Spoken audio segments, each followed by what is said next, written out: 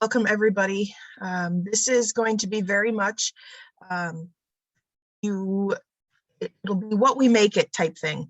I would love for everybody to unmute and ask questions accordingly, answer questions. I would really love for this to be just an open space for us to be able to share success stories, problems, tips and tricks, really kind of anything that we want to make it today. So I do have some topics that we will kind of walk through that'll guide us in our conversation.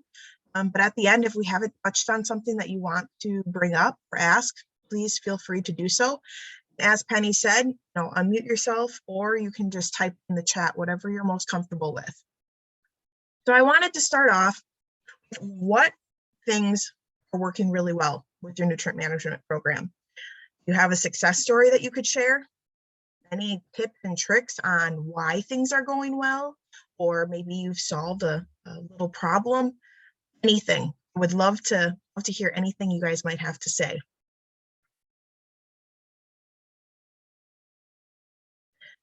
I might start picking on people too if I don't get any responses. Hopefully it won't come to that.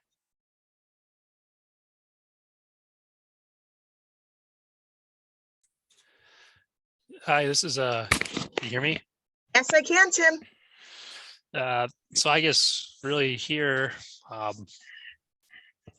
going through experience in Buffalo County and Eau Claire, more so my success of nutrient management is tried to convert a lot of handwritten nutrient management plans into SNAP Plus, and showing, a lot of farmers get kind of squeamish. They're like, well, this is really complicated, and hard, and then I really show them it's actually, a lot more efficient than handwritten plan or drawing it out. And it really helps get more engaged with farmers, look at issues too and address some of those. And really that's been the major success, is taking a lot of our plans here and converting them from handwritten to SNAP. So are you having to do that on a one-on-one setting, or is a group setting working for you in that instance? So we've done a bit of both. It's usually you have to sit down from one-on-one. With the work, it's done through our workshops.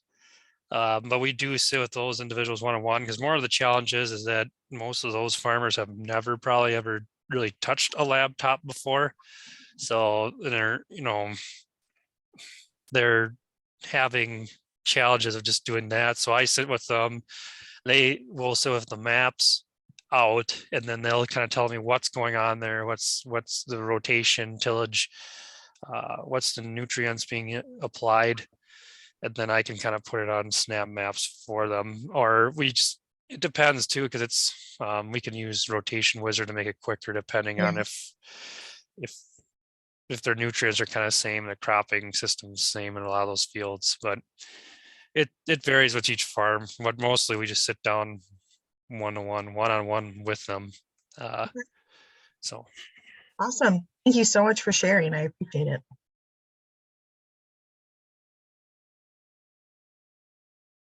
Anybody else have a success story they want to share about their nutrient management program? Something that's just working really well for them? Oh, can you guys hear me? Yes, we can. So this is Katie up in O'Connell County. So we're kind of in a unique position because we're co-located with NRCS, and I'm actually on a partnership agreement, so I can work through the NRCS programs and the state and county programs. And one thing that's worked really well for us is that we can take that DADCAP training to get guys certified to write their own plans. And then we can kind of, at the same time, go over the NRCS program, see what sort of incentives are out there from the feds to then implement the plan. So I've been working with two gentlemen now that, they take our class, they get some money towards their soil samples, they get a good understanding of the plan. They work with us and like UW Extension every year to update that plan. And then they went to NRCS, and now they're relatively small operations, 500 to 600 acres. They're each getting about $4,000 a year from NRCS to continue with that plan. So the financial benefit on top of the benefits they're seeing from actually doing the plan are going to keep them doing that plan into the future. And that was a really great tool kind of at our disposal to keep guys going with it, show them that it's worth their time to keep up with the plan, and to really get them beyond the dad cap class. Phenomenal. And that's exactly one of the topics that I wanted to bring up here later on is what ways are you guys able to kind of beat them in a sense to keep them going after their 4-year, contract is up? How are we keeping people in the boat? That is an awesome, awesome success story. Thank you, Katie.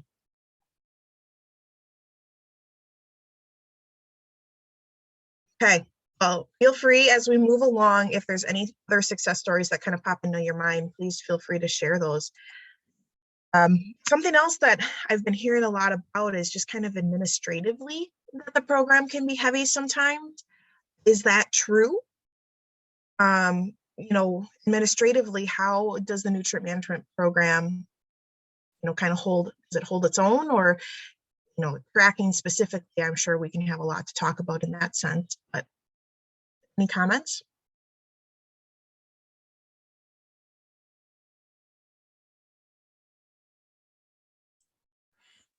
Yeah, this is Tim from Eau Claire again.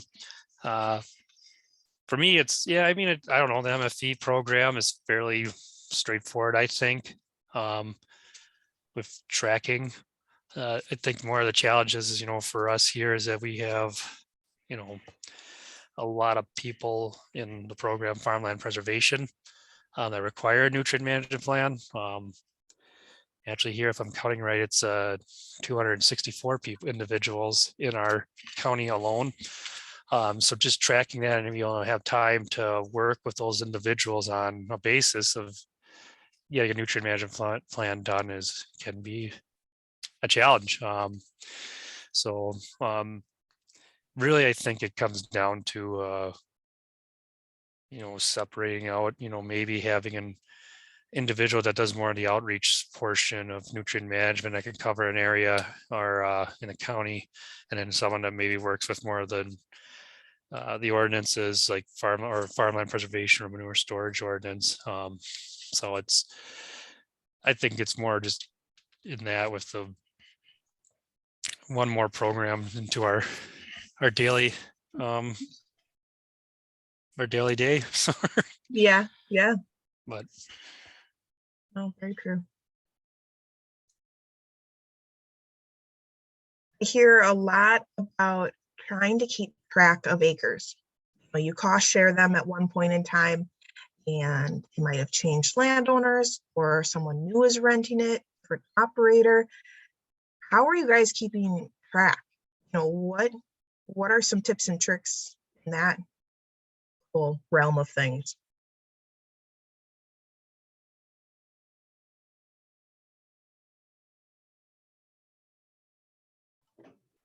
Travis with Dunn County Land+Water. Morning. Morning. We are tracking mostly through spreadsheets. And then if I can get the Snap Plus file, which I really struggle with from farmers for various reasons, which I know you all know, I will actually map it out in Dunn County. And then I can take that data that's mapped out, compare it with our GIS parcel layer. And then I'm able to figure out where landowners have changed ownership. The renters I haven't figured out a really good way to do that yet. But right now, our best option for us that we found is use our spreadsheet as the main one, and then use our GIS tools as a secondary backup to do visual representations. Perfect. Now, Travis, I want to have a follow-up question with that. If you aren't able to receive a database, have you specifically requested that they send you the export file of the shape files from Snap Maps at all? Yes, I have. Are you willing to do that or not even that? It depends on the planner. There are some proprietary issues that they claim, or issues of they're worried about public freedom of information, stuff like that, especially capable operations. Yes. But for the most part, I'm able to do it, but I'm kind of in the same thing as Tim's boat. We have so many people that if I'm asking everyone individually, every year, I just don't have time for that. No, So it's hard. Yeah, and this is Tim again from Eau Claire County. We kind of do a similar system of tracking with ArcMap and Excel. And I'm trying to work with having like with our GIS tech here to get everything like the nutrient management plans of 2022 and have them split out the fields. And luckily here, Amanda, before she left, Amanda Peters, who was in my position before me, she kind of had the renters correlated with the parcels, so we could overlay that and see who's renting it and who need the land. And all it really needs right now is an update of shape files and the fields if they change. So and then when we pick those files, our attributes table is going to tell us what cost share they have received in the past, who is the nutrient management plan holder, who was a secondary if there was. So it does need just some editing, maybe tweaks of stuff that we maybe don't use as much, but it's getting to where it is. I think maybe I would want more help is actually, I'll ask you guys if anyone used Transcendent or Ascent tracking systems to track seg cost share for nutrient management here. Good question. Tim, sometime we should meet up anyway with the boring counties, but with that SEG cost share, I use our, again, spreadsheets, but then I have individual layers on our ArcGIS and using the attribute tables to track that. That is a nice way to do it because I can turn it on and off by years. I can go by landowner.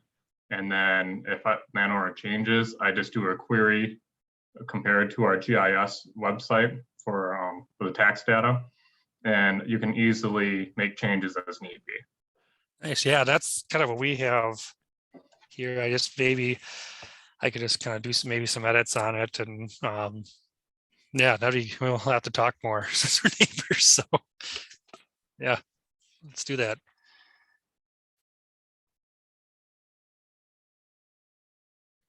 Are people, I guess I'll do a follow-up question. Are people using other programs other than ArcGIS or spreadsheets or Excel? I've heard of Transcendent. Are those programs successful? Do they help you kind of lift the load, I say, on tracking, or not so much?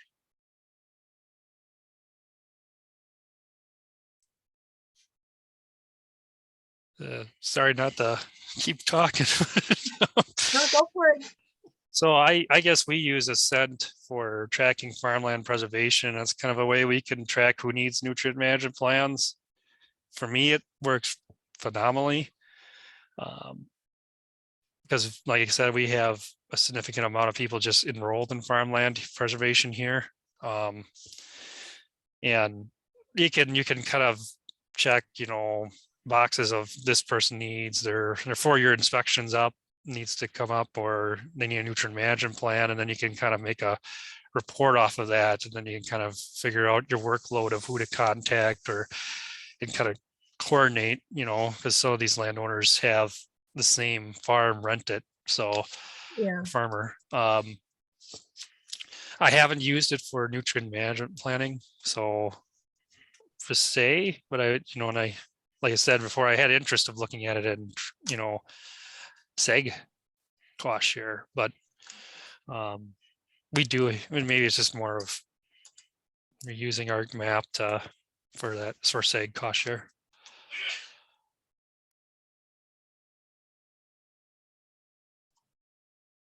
This is more of farmland preservation, but Dunn County uses the Access database that DATCAP put out years ago for farmland preservation. And I use those reports to report DATCAP acres. I just modify them with the people that aren't in farmland preservation. Yep. But it's a little more work, but I feel it's fairly accurate for the farm preservation people. But there's nothing specific about your nutrient management plans in there. Yeah, that might be something that I can talk with Katie Smith about a little bit more.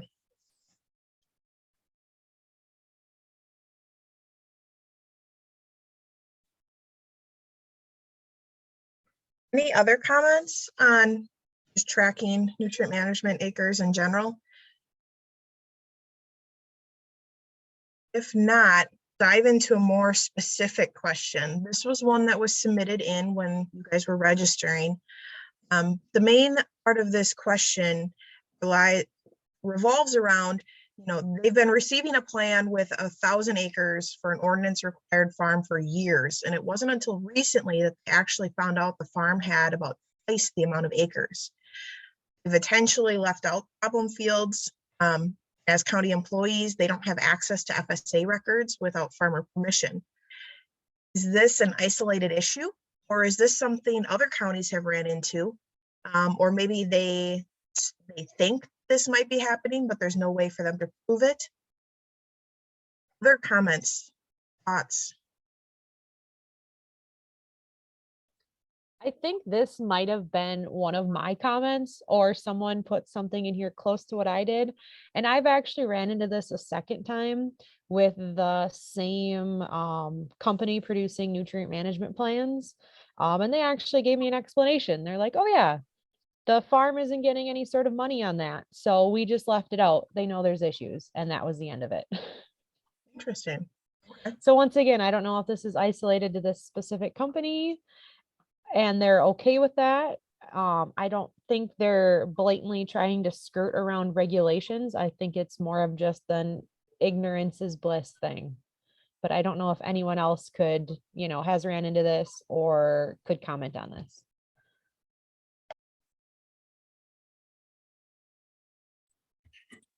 Yeah, this is Tim again in Eau Claire. This was common in Buffalo County, mostly because farmers can hide their issues in a valley somewhere right back where no one drives. In the driftless, because it's all bluffs around there. Here, I've seen an issue where with farmland preservation specifically, where the farmer will tell a landowner, hey, I have a nutrient management plan for his farm, but I doesn't. So that's an issue I've came across with one particular individual. So and he rents to multiple landowners, so that's kind of getting slowly corrected. But it was very common in Buffalo. And we just kind of worked with the plan writer and the farmer to get that corrected. So do you think in that situation, it was just an education piece that was missing where they didn't know, since it wasn't being required, or was it them just trying to leave stuff out? I think in my instance, it started as they're trying to leave things out. But as we kind of talked them through it, we're like, okay, we're not the nutrient management police. Let's get an accurate picture of what's going out there. Don't worry, it's not like we're gonna slap you with a fine. Let's work together on this issue. And since then I've been able to ask this company for full plans and they send them to me. It hasn't been much of an issue, but now it's got me wondering, was it just this isolated incident or should I be worried about this across the board? Yeah. And I was going to say, you have access in your position to NRCS side of things, but that still wouldn't necessarily give you the information that FSA has access to by any means. Yeah, I kind of have to toe that line between federal programs and state programs. It's an interesting position. And one thing we've been able to fall back on is currently and moving forward for NRCS's conservation stewardship program, which between Marinette and O'Connell counties, we have a ton of participation in. A lot of acres are enrolled. They're setting pretty high screening standards on that, where now you need to have a nutrient management plan and a fairly comprehensive compliant nutrient management plan. So we can kind of dangle that carrot and say, hey, we need all your acreage, or you're not going to get into this program that's been paying you fairly lucratively for the last couple of years. But once again, we're in that position where we deal with both. Yeah. So I understand that not everyone has that at their disposal. Well, it's very slick. Travis with Dome County. I've got a pretty good relationship with most of the planners in my area that keep track on who's submitting plans. and I actually reach out and contact them. So when I get a new planner, I basically lay out the details of what I'm looking for, and that's helped me a lot. And then I'm to the point where I can actually call most of my planners and ask them specifically about a certain field or certain landowner, and they'll get back to me pretty quick.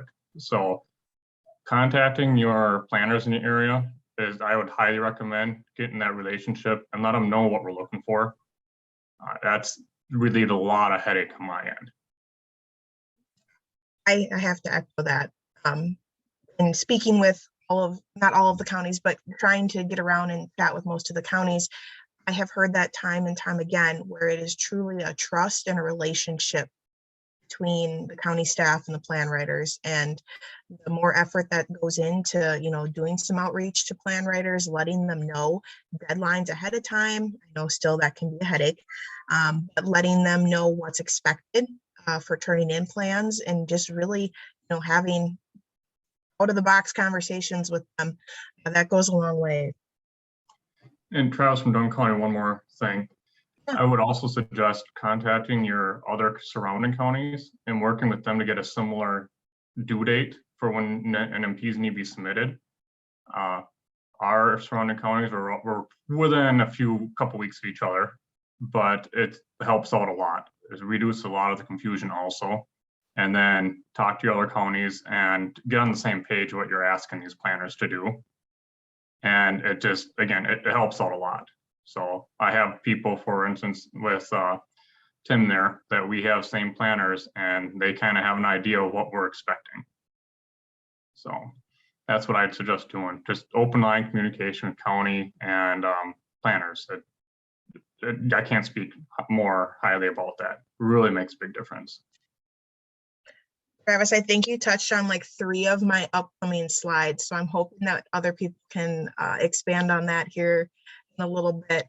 But coming from being a plan writer myself, I know that working with all the different counties was difficult at sometimes. I literally had a spreadsheet making notes of what each county was looking for and what they required. So most definitely, if you have plan writers that work in multiple counties, highly suggest, for your sake and also the planner's sake, to all kind of be on the same page of what you're looking for. It really helps everyone involved.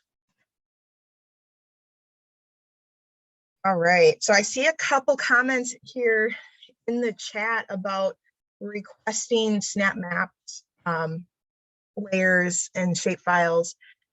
Maybe if there could be a way that we could require the snap maps portion to be submitted if the database isn't being submitted at the same time.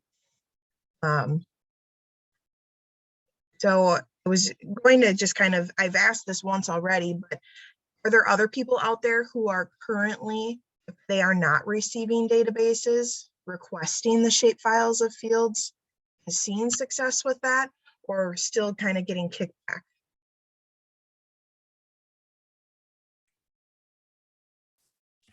This is Tim from Eau Claire County. And I guess I wish Banda was here to more talk about this, but she had, we on our database, we do have a field, like a sole egg field database of all the shape files for fields. So we can literally, so if just in case a farmer lost their plan, instead of drawing those fields again, we can literally upload it and go and save a lot of time.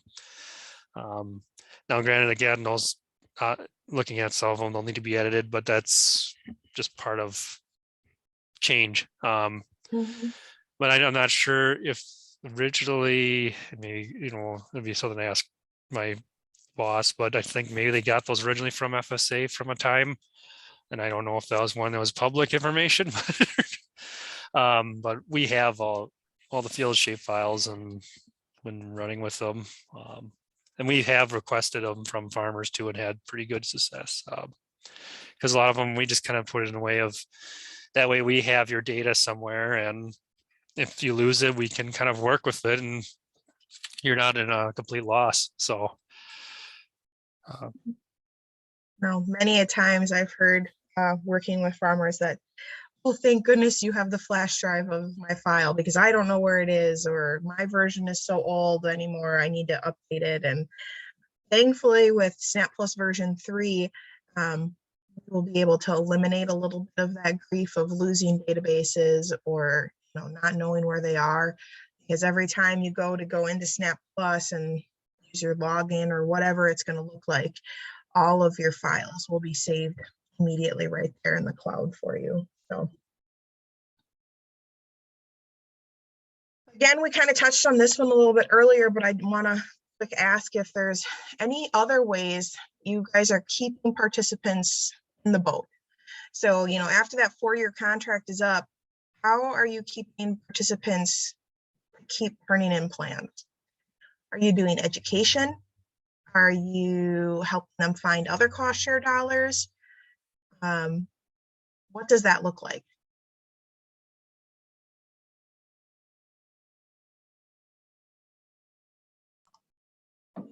Travis with Dunn County. I try and get as many people as I can signed into the Farmland Preservation Program. But unfortunately, with these AEAs and how things are set up, we do not have full county coverage. So that's a little hard to go that route. We do have some programs, but my biggest issue that I have is having people that aren't in these programs continue. And that falls down to education and opportunities for these people to come into class. So we partner with our local tech college. We teach classes every year, and the tech college gets a grant, so these classes do not cost the students anything to do that. And it helps out a lot because most of their soil tests get covered, and we sit down and help them with the updates. Part of the program is I offer anyone that's in that class personalized assistance.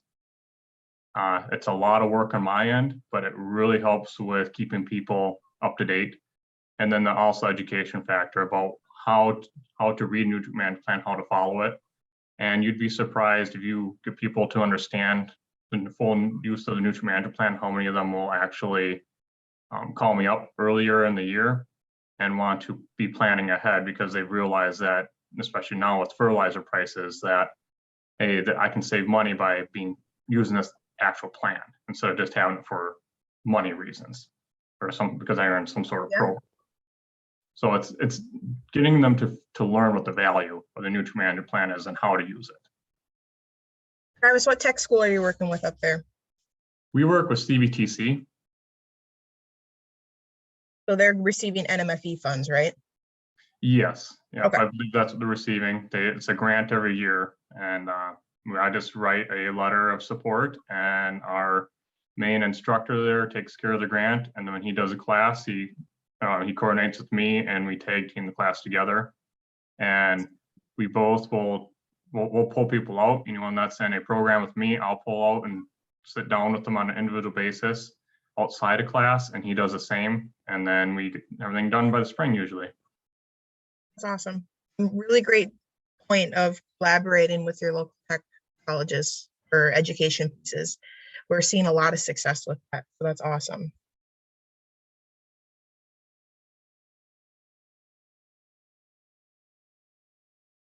Anyone else want to chime in on this topic before we move on? Yeah, Tim from Eau Claire County. Yeah, we host annual workshops here, about 8. And again, we're using MFE grant money to kind of help work with so that there's no cost to the farmer on items if they need to get things updated for soil sampling or anything else. But yeah, we've sent out our postcards every year, and so far a lot of the farmers just keep coming back. The big thing too is, like Travis said, we have a lot of landowners are in farmland preservation here, so that kind of keeps them coming back. Education comes in a big play too, like in our workshops, we kind of go through some items. A lot of times we'll go through our educational programs, such as like the no-till drill that we run here. So in that way, it kind of helps, like with programs like the no-till drill that we rent out. I have a lot of personal connections with these farmers, so I'm able to actually talk to them on one-on-one on different items, discussions of nutrient management plan and such. And with the farmland preservation, again, I get out to see these sites and I'm doing one-on-one going, seeing the fields individually, teach these farmers. And that's another place where I get the opportunity to kind of educate and talk to the farmers more on a one-on-one, especially if, you know, some of the farmers are more nervous to be in the public eye or anything like that. So Oh, that's great. Thank you.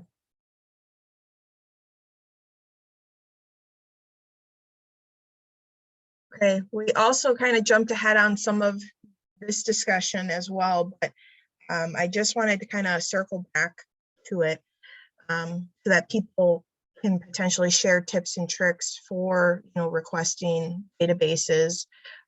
Or are there people who don't want to see databases and prefer, you know, just receiving the PDF reports? Or are you, you know, overwhelmed with getting any sort of official nutrient management plan and you're just requesting checklists, and then every 4 years you're requesting the plan again? Just kind of interested in hearing what everyone's doing out there.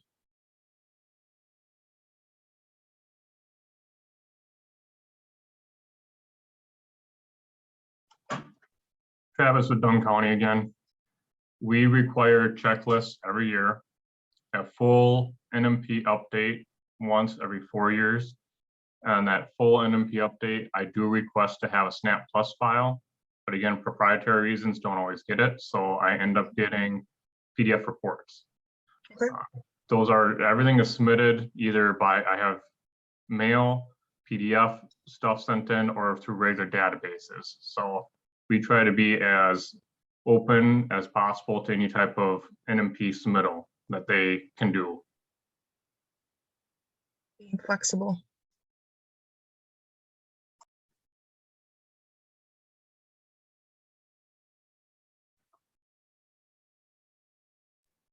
Yeah, up in Oconto County, we get an annual report. Well, I shouldn't say annual report, an annual plan checklist, and about half is in a database form and half is in PDF. I prefer the databases, but I understand where that kind of the one company holdout that we have up here is coming from. I know last year they explained to us there was a billing issue and basically they didn't want their work coming to us, going in an open records request and the person skirting around the bill. I don't know if that would ever happen, but that was an example they gave us. So they're really sticking to PDF reports. So that's been fun, but at least we do get a plan, and then we sit down and review that plan every year and point out any major or reoccurring issues with both the agronomist and the farmer. Awesome. I was just going to touch on that CAP's guidance referring to databases and all of this fun stuff. Currently, right now, we have met with plan writers, we've met with WAPAC members, and we've kind of, you know, heard a lot of the same concerns coming from the plan writers about proprietary information and being able to change information with the database and all of that stuff. And with Snap Plus version 3 on the horizon, we have been working really hard to make sure that we are hearing those needs and working with the Snap Plus developers to make sure that there will be view-only options so that they can submit database files to you. They would not be editable in any way, shape, or form. It would be truly that you could just view the data. I have requests from county staff that they would still be able to retrieve the parcel data information from the Snap Plus or the Snap Maps file, still be able to export shape files from Snap Maps, and then run the reports that they need to run within the database. And that would be, you know, view only.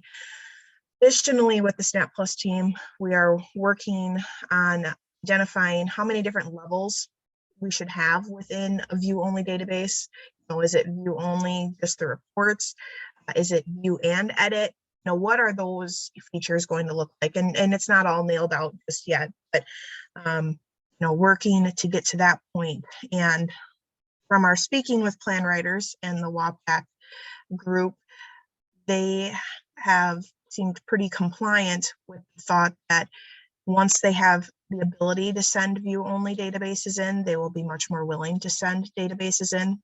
So we have told them that, you know, we expect then once version 3 is released and you have the capability of doing that, that you will be turning in view-only databases to the counties. So that's on the horizon, and hopefully we can see some answers to that problem in the future.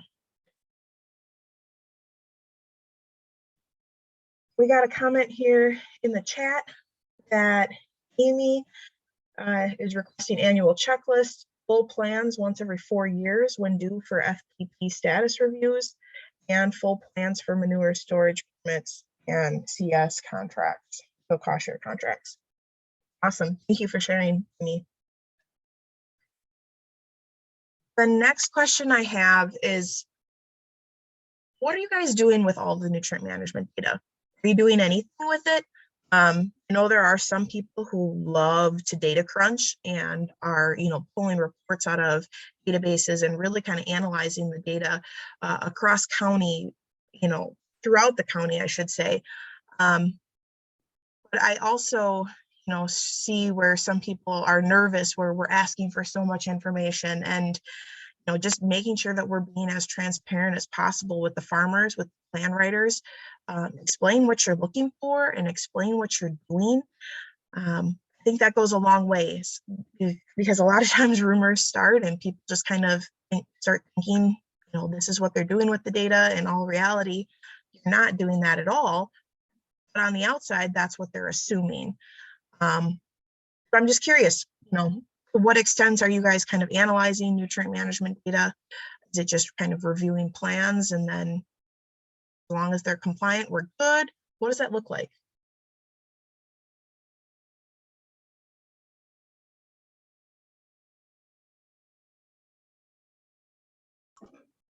Travis with Dunn County again here. I usually communicate with farmers that the data that we use is mostly for them, especially if they lose their data. I also tell them that we use the data to do DATCAP reports and to help us determine where we need to focus our energy and money within the county for further funding. Ideally, I'd like to use this data for other purposes, for figuring out where are some more insensitive or more environmentally sensitive areas are, but we are not to that stage yet. But again, the biggest thing is just being open with the farmers and letting them know that what you are using the data for and why you are asking for a specific thing. I'm very open with my planners. I just tell them flat out, I need the SNAP Plus file. It makes my life a lot easier. Or again, with the getting money, if people understand that you're using this to get more money so you can do practices on their farms, people become a lot more open to that. But the biggest thing is just know why you're asking it and be able to explain in detail what you're going to use it for. The biggest fears I have are open records requests, especially large farms. So trying to alleviate those fears are my biggest problems that I deal with. But again, the larger farms, especially CAFOs, they have to report to the DNR. So you get an open record, they're worried about open record requests, that people just direct them to the DNR and everything's on the line there anyway. Travis, in those instances with the larger farms, do you foresee that a view-only option would be more accepted by them, or they'd be more willing to share then? Yeah, I think it'd be a good option, the view only. One of the other concerns I have with these larger farms, especially from planners, is these farms will switch planners now and then or switch companies. Again, they're worried about the proprietary stuff. And the other thing that they're worried about is you have people that are looking to slander these large farms for their own, or they have their own little agendas that they're trying to do. And they're looking for any way to bring these farms down. So if we can alleviate those concerns and protect the data, I think it would help a lot. So view only would definitely alleviate some of those fears. But I'd definitely talk to some of our planners throughout the state and the companies throughout the state and see what their fears are also and try and address them. The biggest issues, I've said it before, is communication and letting people know what we need and what we're going to use the data for, and alleviating those fears. And again, I've had a lot of success with talking to these planners, and I'm to the point I can call them up on the phone, and 10, 15 minutes later, I'll get a database. So, That's awesome. yeah, so work with them. Do all you can to have to build that relationship. It is huge. I don't have a specific slide on this, but is anyone hosting a nutrient management plan writer session where you have your local CCAs or plan writers come into the office and, you know, have a discussion, or is it mostly done one-on-one?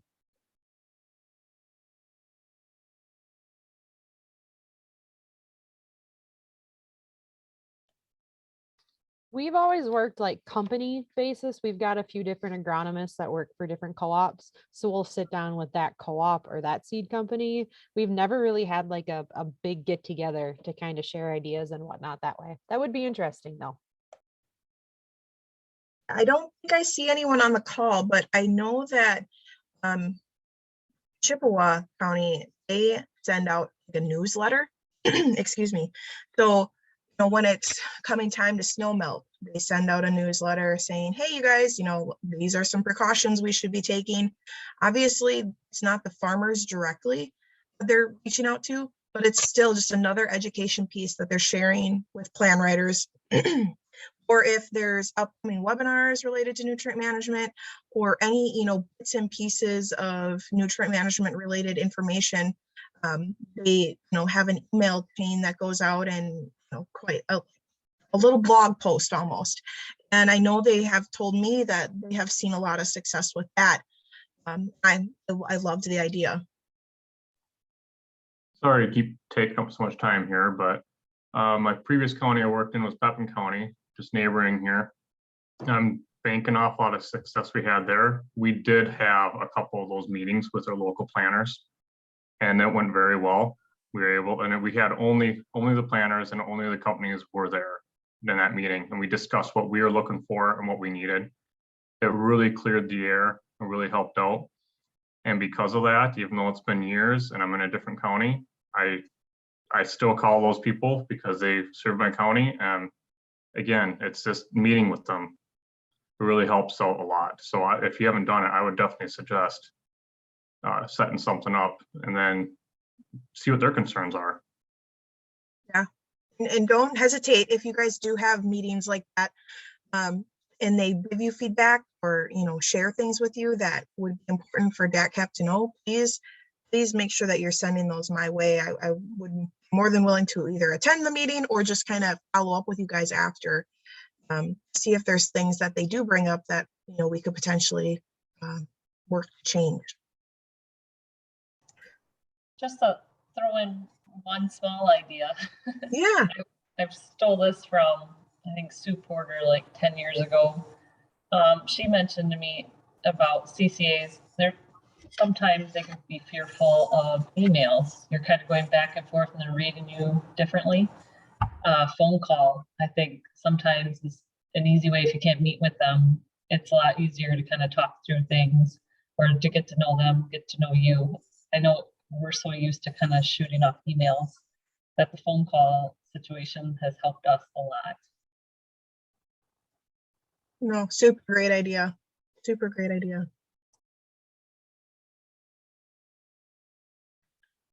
So I'm hoping sooner rather than later, we'll be coming more out of the woods with our wonderful COVID pandemic.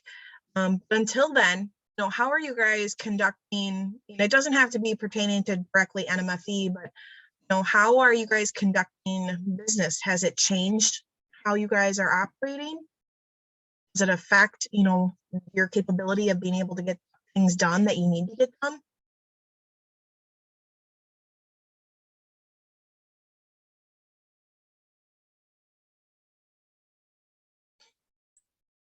This is Tim in Eau Claire County. I guess I can go back to both Buffalo and Eau Claire doing this. It really hasn't too much impact. There has been some impacts, I guess I should say, with COVID and stuff, but really what it, you know, just more innovative on our ideas. I mean, sometimes we did it through Like when I did my nutrient management class down in Buffalo County, we did host it on Zoom and partially had people come in as well. But we just spaced them out and wear a mask, and it worked really well. Even with both audiences in Zoom and in person. In some sense, we actually did, if we had to do in person more. So with some of the individuals to help update their nutrient management plan, I actually would kind of sit up there like a professor. I'd sit by the big screen, have their plan up on the big screen, and they'd be on their computer. So I'm not sitting next to them. We still wear masks, and then we just pointed to the screen of where you go and how to do it. That worked really well. Here we're, with our workshops in Eau Claire County, we're kind of, we just had people wear masks and kind of, distance, and it went really well. And I guess now it's, in some cases we did do phone calls or just Zoom meetings with the farmers, and that worked really well. So there is a bit of a challenge, obviously, with rural internet. So Yes. doing Zoom calls, but so far there's been some impact, but really hasn't changed much moving forward for me between the two counties. Well, that's good to hear. I've been out helping with a lot of different nutrient management, farmer education trainings, and we've had, we've all worn masks. We've all sanitized after each session. We've limited the amount of people who can come through, just to make sure that, computer-wise, we can get everything sanitized. We've moved to bigger locations where we can, just kind of have more room throughout the facility. There's been hybrid stuff going on. So, some of the curriculum is based on Zoom or virtual platform of some sort. And then they come in to do, one-on-one SNAP Plus side of things. So those are just kind of some of the things that I have seen and heard throughout the state. I do know that there are some people who have limitations with where their offices are held. So being in a federal building, they were locked down for a very long time and not allowed to have come in. So in those instances, I know they were impacted greatly. And then just other counties throughout the state having different or more strict regulations on groups getting together and things like that. So I have seen, there's definitely been some underspending related to the NMFE grant. There's still a lot of really great things that are going on, and getting creative and figuring out ways to make it work so that these farms can still get the help they need.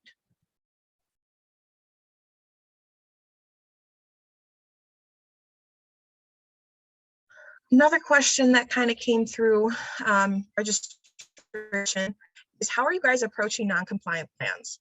So, if you're seeing red when someone turns in a plan, is it like, oh, nope, you're done, you're not compliant, we need to figure this out? Is it, you're offering them a schedule of compliance? Is it education? Is it just kind of working with them and, reaching back out and asking, hey, I saw some, a flag here, what's going on? Have you thought of trying something different or new? How are you guys approaching it?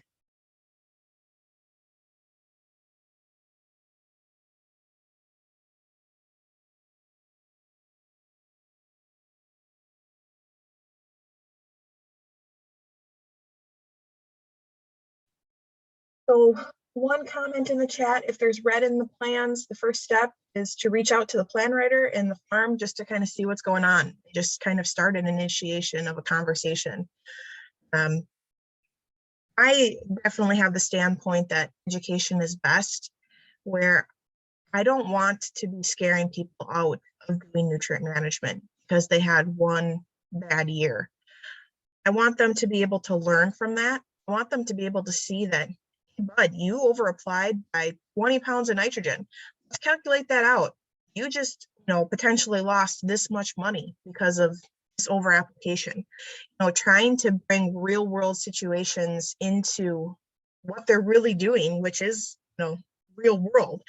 And just kind of helping them see from a different perspective, and, ask them, why did you do it this way? Did you think of trying to do it, another way? And talk about, what other options they might have. I know there are people out there who will constantly say, oh, this over application was due to crop being changed in the cropping plan, or the application was made before the plan was made. And I can see that happening once, maybe twice. But after that, you do get frustrated where it's like, okay, well, how many times can you do the same exact mistake over mistakenly? And so trying to approach, more difficult situations can be, I'm sure, very, very frustrating. Anyone else got any tips or tricks or things that have been working well for them when it comes to non-compliant plans? Tim in Eau Claire County. Yeah, the same. I kind of do the same thing too. If the, talk about the benefits of just, reducing your nutrient applications. And, it is a little challenging because, a lot of times here it's the recommendations of like agronomists, or someone else that's giving the recommendations. I'm just showing them like the money value of that. Usually it's phosphorus here that flags, but so we kind of talk about, well, you really don't need this much in research. I use research to kind of show them that really it's not needed. The big thing too, like with tillage and other stuff, there's like, bigger changes. I try to encourage these individuals to come to like farmer-led social discussions. We actually had last Thursday we had a soil social, and one of the, I shouldn't say it like this, one of our farmers that used to have a lot of issues was there listening to other farmers, and he learns a lot of land. He's about hopefully going to change a lot of his practices just by listening to those farmers. And because he's, a lot of times they, for example, they'll say, well, I'm not set up for no-till, or I can't do this. How do I do that? And then you have a farmer who is set up for no-till kind of explain how they've changed or what they do and what they found works and issues, and talk about the mechanical side of things. It helps change them, and it kind of makes them a little more comfortable listening to another farmer who's doing it too. So really, and then we do like what Travis does. I go out to the farm individually. I try to talk to them on a one-on-one, especially if it's in there sitting down in our class. I try not to talk about it too much until I talk to them one-on-one, so they're not feeling, kicked at. For sure. Yeah.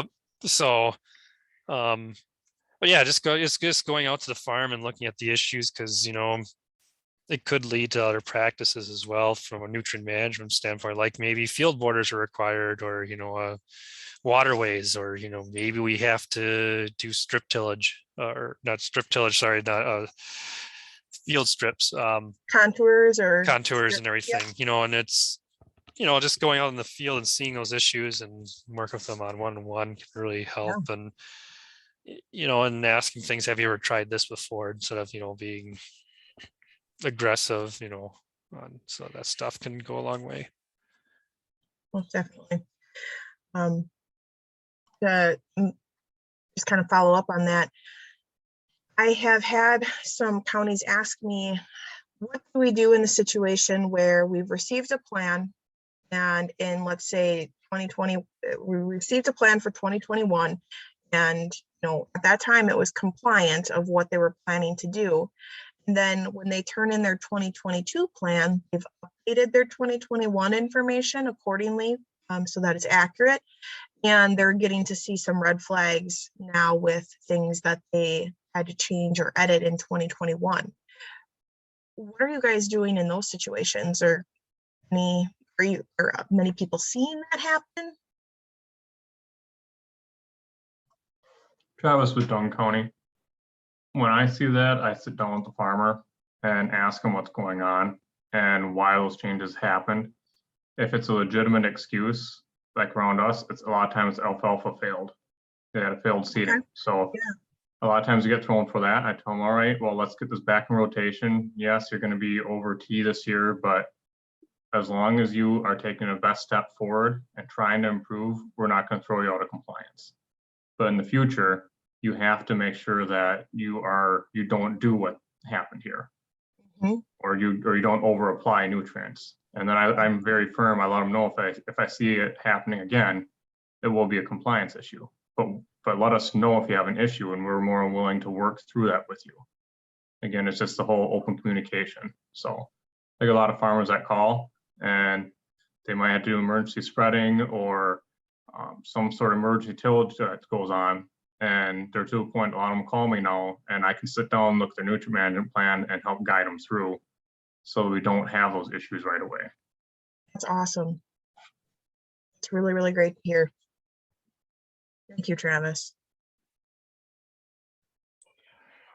Yeah, Tim in Eau Claire County, yeah, it's kind of the same thing here. I mean, the challenge we'll have this year is, some of our agronomists are talking about, to save money on pest management, tillage might be used.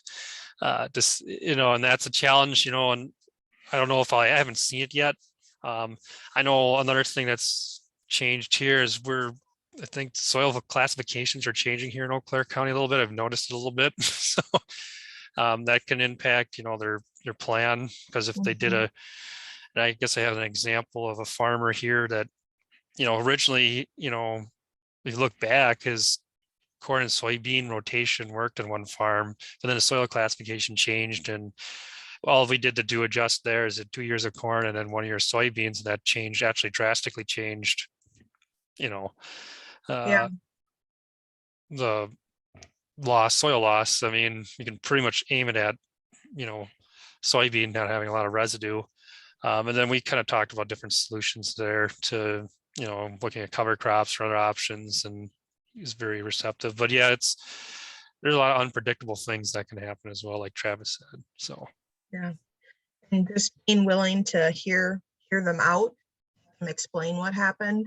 But yeah, like Travis said, but being firm and saying, no, I understand, things happen, things change, but these are some options that we have for the next time this situation like this comes about, or give me a call beforehand so we can look through and see what different options you might have. That's huge. Again, we've heard a little bit about this earlier. You guys are so great, and I feel like you've already kind of led the conversation right along the way, but are you guys chit-chatting with other local counties? Is a thing like this beneficial to have, where you guys can share tidbits and advice, or is that happening, outside of having a webinar like this? I'm also curious if you guys are working with NRCS and DNR to kind of team up on different projects, or, specific, I guess, to nutrient management. But yeah, just kind of curious to hear what's going on out there. I was Dunn County again. Yeah, as I said before, I contact most of my local counties around me when I know there is overlap, especially the ones that have farmland preservation. We basically tell the farmers to pick a county and work with them. When those nutrient management plans come in, we will forward that information on to each other and keep an open line communication. It works pretty good that way. We do host trainings for farmers here in Dunn County on a regular basis. And then with the NRCS, we have a decent relationship with them, even though they are not in the same building as us. But they will contact me, or I'll contact them with nutrient management plans. And certain farms, just like with other counties, I just have notes that as soon as I get a nutrient management plan, let them know that it came in, and they will do the same for me. That's awesome. Does that help then, Travis, as well, with some of the clarification and counting acres across county boundaries? Yes, it helps out a lot with me. The biggest issue I have is when you get a checklist that doesn't say how many acres are in each county. So at that point, I just contact my planners, and most of them are getting pretty good with separating that out for me. Okay. The other option that I really like is when I can get the snap maps file. I can determine it there, or even better yet, the snap plus file. I can turn off the acres for that county, and I get an exact acre count, and I know where everything is at. Perfect. that brings up another project that I've been working on of editing the 590 checklist. And I have it currently set up so that when SNAP Plus version 3 is released, it will generate acreage based on each county that acreage falls in. So it won't be, there'll still be a total acres within the plan. Then beneath that, it will be, Dunn County has 200 acres, Eau Claire County has 300 acres. And if they aren't using SNAP Plus to generate the checklist, that checklist will still have the feature where you can go to the drop-down menu, select the county, and then add the acreage according to that. So hopefully that will help combat some of those issues as well.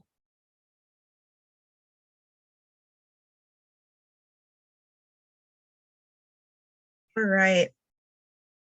One of my last questions here is, how are you promoting nutrient management? I've heard a lot about, the Farmland Preservation Program is a great vehicle for nutrient management. A lot of people are liking NMFE, where that's kind of keeping some farmers and participants in the boat. Or are you relying more on just, ordinances and, using nutrient management that way? Or all of the above?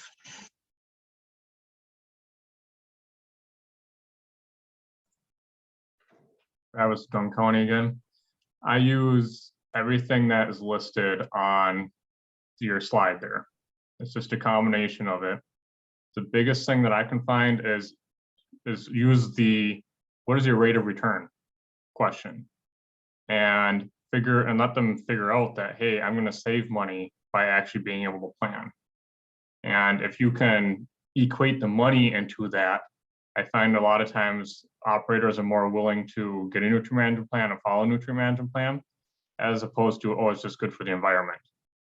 I mean, it's money is what talks in our world. So if we can show the value of a nutrient management plan through money, that will help out a lot.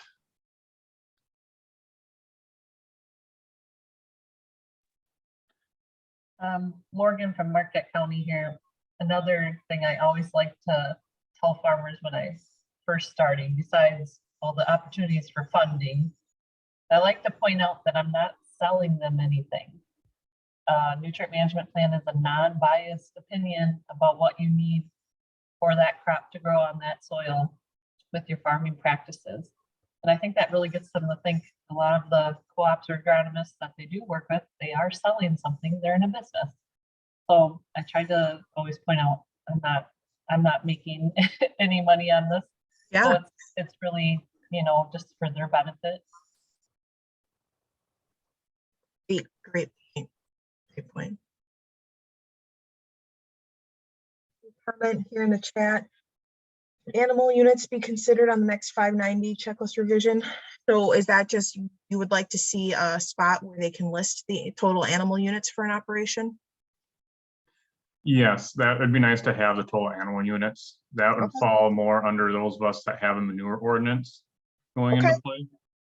I've had several people I've talked to in other counties and within my office have all expressed that opinion. It'd be nice. I know it'd be an extra thing to have on it, but it would cut down some of our audits and compliance checks to be able to have an idea of how much animal units they have right off the bat. No. Thank you for the suggestion. All right, and the last question that I have, every county operates differently. Every county has different priorities. So I truly think that that has a big effect on where they direct their work. Not only that, but your LCCs have a huge impact on kind of directing your line of work. Also the community members, maybe even whether you have farmers on your board, and kind of all of those things factor in. I guess just wanted to throw this out here and see if anyone had any stories to share or comments or really anything on this topic.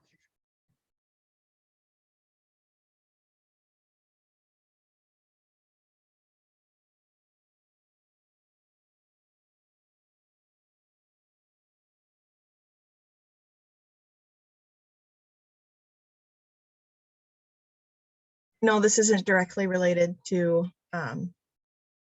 LCCs or community members, I guess, kind of.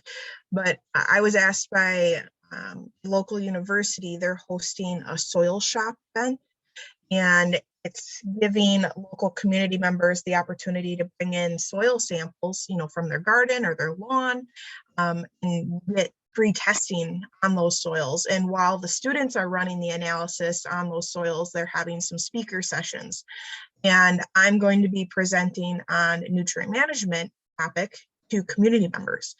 And, just kind of sharing with the community, what is nutrient management and what are farmers doing to make sure that they are being conservation minded and stuff like that. So that's one way that I'm, kind of trying to do more outreach with the non-agricultural community, share, what we are doing and the efforts behind that.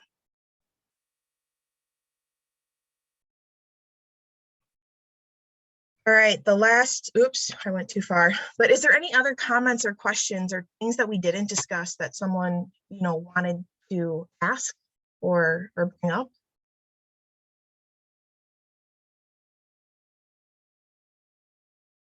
If not, I'm going to stop sharing my screen, and then I'm going to allow Penny to share our CEU QR code, so that if anybody would like to receive CEUs for today's session, there are 1.5 nutrient management CEUs available for today. But feel free to either enter anything in the chat or any other questions, feel free to unmute. So I guess I do have one more question. I tried to find like a good spot to ask it in the rest of the presentation, but I couldn't really slip it in anywhere. So over the last couple weeks, Ken, our county con, and I have been working with a gentleman who took SEG funds back in like the mid 2000s. And it's kind of been a struggle to keep him compliant with a plan and turn us in a plan, because Oconto County's interpretation of the different standards and whatnot has always been, he took the money once, now he has to remain in compliance. Our typical route of compliance is kind of what everyone touched on already. First of all, you reach out, work with the agronomist, work with the farmer, try to address some plans. If that doesn't work, then we do get our corporate counsel involved, send a strongly worded letter. And up until this point, that strongly worded letter has worked, has got them back on track with a plan. But now this given individual has said, I'm done. I don't want to do it anymore. What are my options? And I know Ken was kind of talking with Cody yesterday, and he kind of put me on the spot and was like, ask this tomorrow. What are other people doing? How are they handling this sort of thing? It's really, we're only looking at like $2,000 here. It's not a huge chunk of money that he was given originally, but I guess we were just curious on what is everyone else's interpretation of the timeline on that money, how long they should be remaining in compliance, and then are you guys doing anything beyond the working with the agronomists and maybe sending a strongly worded letter? Great question.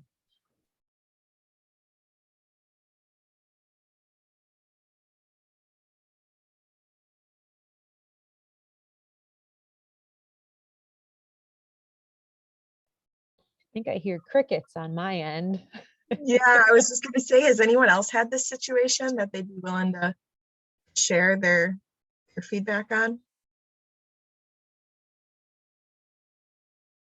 And I guess if no one has, specific instances where maybe they have had to pursue, some regulatory things, we would like to maybe see some clarification on DADCAP on what does this money actually mean? Is it meant for the 4-year contract, or is it meant for continuing compliance?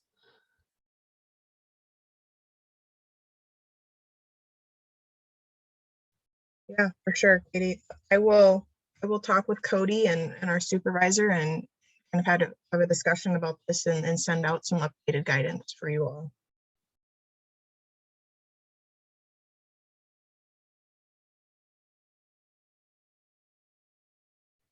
In this situation, they were not an FP participant, right? It was a just SEG cost share that they received. Correct. Yep. And this was before my time, so I've only looked at the paper contract. I wasn't involved in any conversations. But yeah, just seg funds back when it was like $4 an acre, 7, something pretty darn low.